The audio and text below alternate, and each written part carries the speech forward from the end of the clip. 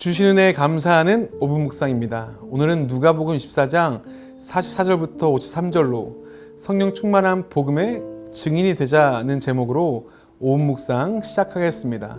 내용 관찰 첫 번째 질문입니다. 예수님께서는 제자들에게 성경을 깨닫게 하시고 무엇을 알려주십니까? 예수님은 승천하시기 전에 이전의 가르침을 다시 한번 언급하십니다. 누가복음 9장 22절인데요. 이르시되 인자가 많은 고난을 받고 장로들과 대제사장들과 서기관들에게 버림받아 죽임을 당하고 제3일에 살아나야 하리라 하시고, 이것은 예수님께서 자신이 걸어가야 할 길에 대해 말씀하신 내용입니다. 그 길은 죽음과 부활의 길이죠. 이것은 구약 성경의 성취입니다. 오늘 말씀에도 모세의 율법, 선지자의 글, 시편에 기록된 모든 것이 이루어져야 한다고 말씀하십니다.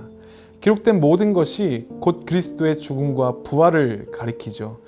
그래서 제자들에게 성경을 깨닫게 하셨다라는 말은 곧 그리스도에 대한 구약 성경의 증언에 대한 성취의 깨달음인 겁니다.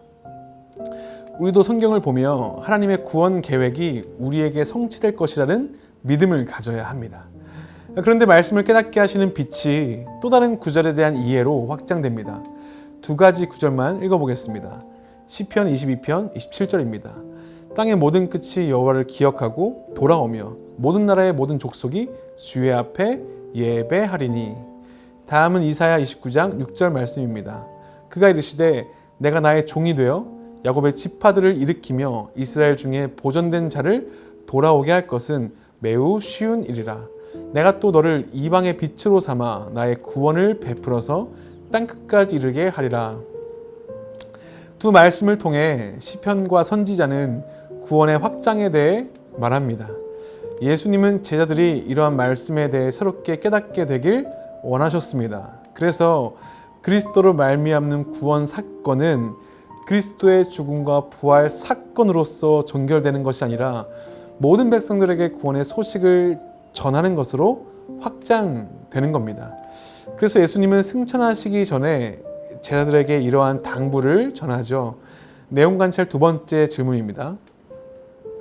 예수님께서는 승천하시기 전에 제자들에게 소명을 맡겨주시며 어떤 당부를 하십니까? 너희는 이 모든 일에 증인이 되라 말씀하십니다. 그리스도의 죽음과 부활은 사건으로서 종결되는 것이 아닙니다. 죽음과 부활에 대한 목격자들로 말미암아 온 세상에 전해져야 하는 겁니다. 구원의 시발점이 이스라엘이었지만 그들로 하여금 설교와 가르침과 증언을 통해 온 세상으로 전해져야 하는 겁니다. 그리고 그것은 제자들을 넘어서 복음을 받아들인 우리에게도 소명이 되는 것이죠. 느낀 점입니다. 의심 많던 제자들을 부활의 능력 있는 증인으로 삼기 위해 성령님을 보내주시는 예수님을 보면서 무엇을 느낍니까? 우리는 예수님께서 제자들에게 머무르라고 명령하신 장소와 그곳에서 하는 행위를 주목해 볼 필요가 있습니다. 제자들은 예루살렘 성전에서 머물기를 시작합니다. 그리고 제자들은 예수님의 명령을 듣고 성전에서 예수님을 경배하고 기뻐하기 시작했습니다. 또 그들은 날마다 성전에서 하나님을 찬양했습니다. 찬양하다는 누가복음을 관통하는 중요한 주제 가운데 하나이죠. 찬양은 구원에 대한 반응으로서의 찬양입니다. 예수님의 탄생과 승천까지 예수님을 만나 치유와 구원을 경험한 사람들은 찬양하기 시작합니다. 이것은 시간의 개념에서 이해해 본다면 구원은 오늘 성취되어야 할 과거의 말씀이죠. 그리고 예수님을 만난 사람들은 그들의 오늘 구원이 성취되었습니다. 그리고 곧 오늘의 구원은 과거가 되어버리죠. 과거가 되어버린 구원을 다시 오늘 경험하기 위해서는 새로운 만남이 필요한 겁니다. 그것이 바로 예수님께서 보내주시는 성령님과의 만남이죠. 누가복음은 성전에 머무는 것, 하나님을 창송하는 것과 성령의 충만을 받는 것을 연관시켜 이야기합니다. 누가복음 1장에서는 이 사가랴가 천사로부터 약속의 말씀을 받고 성전에 머무르게 되는 것을 말합니다. 그리고 그는 혀가 풀려 말하게 되자 하나님을 찬송하기 시작합니다. 그는 곧장 성령에 충만하여 우리의 죄를 속량하시는 그리스도 예수에 대해 증언하기 시작합니다. 그리스도의 구원 사건이 우리에게는 과거의 사건이지만 그것을 오늘 살아갈 수 있는 방법은 성전에 머물러 하나님을 찬양하는 겁니다. 그때 예수님은 우리에게 성령을 부어주셔서 증인으로 살아갈 수 있게 하시는 겁니다. 결단과 적용입니다. 내가 말씀을 깨닫거나 전도한 일이 성령의 도우심을 경험한 적은 언제입니까? 내가 성령에 충만해져서 예수님을 삶 속에 전하기 위해 무엇을 실천하겠습니까?